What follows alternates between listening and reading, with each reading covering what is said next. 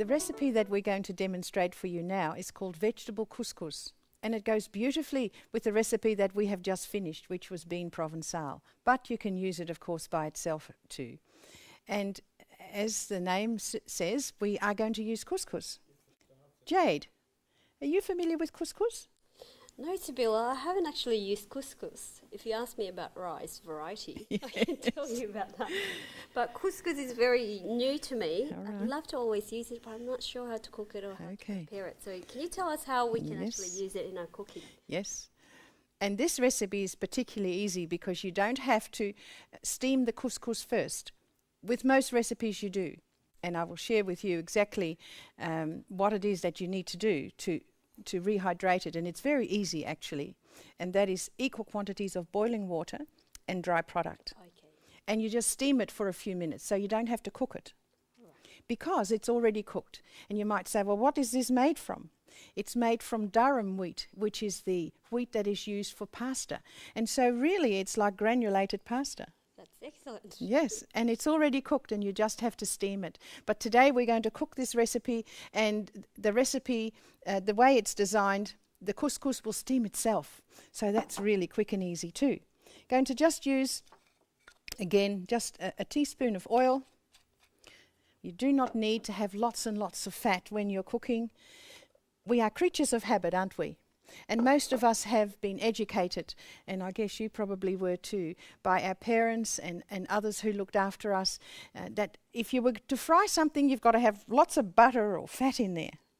To get a lot of flavour. To get a lot of flavour. But we're going to show you, and we are continuing to show you, that you can have flavour without all of the fat. Okay, we'll put the onion in first, and this has been just cut up very finely because of the type of recipe that this is. You don't want large pieces, however, that is something that you can adjust yourself. And we are going to use some dried herbs, and this is basil, and we're also going to use a little bit of crushed garlic. And so as I've done before, once this onion starts to soften a little, we'll pull that aside and we'll dry roast the herbs and the garlic because, as we've said, that gives you such a good flavour, a better flavour than if you just put it in all together. And flavour is important, isn't it? I'm sure it is to you too. So we'll scrape that aside and put in the little bit of garlic. Just freshly crushed garlic, as well as the dried herbs, and that's a teaspoon of basil. And was that a teaspoon of garlic as well? It was a teaspoon of garlic. And you can buy garlic already crushed in little jars or in tubes, and you can use that too. That's also quick and easy. Just 15 seconds. Just keep patting it so that it distributes over the hot surface of the pan. And that's enough. You actually will notice a beautiful aroma. If you keep going, you're going to burn it, and we don't want that to happen. And so we're going to put the other vegetables in here. We may put the nuts in first because they also need a little bit of dry roasting, don't they? Thank you, Jade. That's a half a cup of pine nut kernels.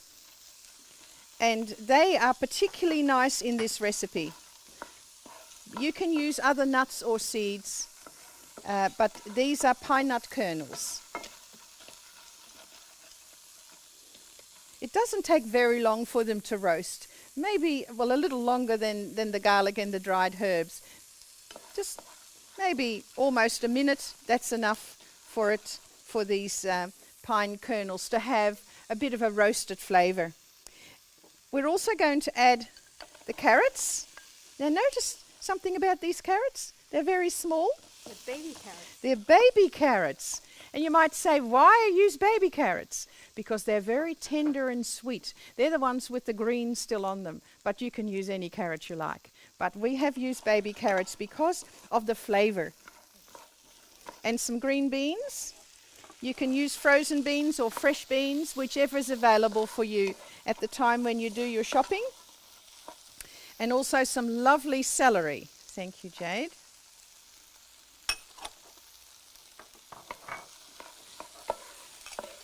Now that just needs to be cooked for a minute or so, again to develop the flavours. And while that's just heating up, let's have a look at what we've got in here. This is a vegetable stock. Now I've used water and I've used Micelle stock powder, which is a vegetarian stock powder without MSG. And also the sodium content is not quite as high, but you may have your own favorite, and you can certainly use liquid stock. You can also use water that you've got left over from your vegetables when you're cooking. So we need some stock, and this is 1.5 cups of stock. And into that stock I'm going to put a tablespoon of soy sauce. And again, this is all to do with flavor. You'll notice that we do not use very much salt in our recipes, but we do use ingredients that do have a sodium content like soy sauce. You can get salt reduced soy sauce. Now these vegetables are virtually ready, so before we put that in, we're going to add the couscous, and this is 2 cups of couscous. And by stirring it through so that you've got it nicely blended with the vegetables, you're not really frying it. What you're doing now, you're just blending it. See that? So that when we put the liquid on, you'd have patches of couscous and patches of vegetable if you didn't stir it. So That looks very easy to make. yes, it is easy. It's actually, in fact, easier than rice to cook. Well, when you go home tonight, you might like to have a go at this. We'll try it. And pour this over, and you do need to now just quickly stir it through, because all you have to do now is to just steam it for 10 minutes, and you'll have a beautiful crunchy vegetable couscous dish. Just blend the liquid through the dry so that you've got it distributed nicely. Now that liquid will be absorbed by the couscous. We need to put a lid on this. It's all right. We'll put the lid on in just a moment. And so the liquid will be absorbed, and you'll have a beautiful recipe that is ready to serve with salad or with other vegetable protein foods. Thank you. And it's also very nice with that bean provençal, that recipe we have just demonstrated before this one. Thank you.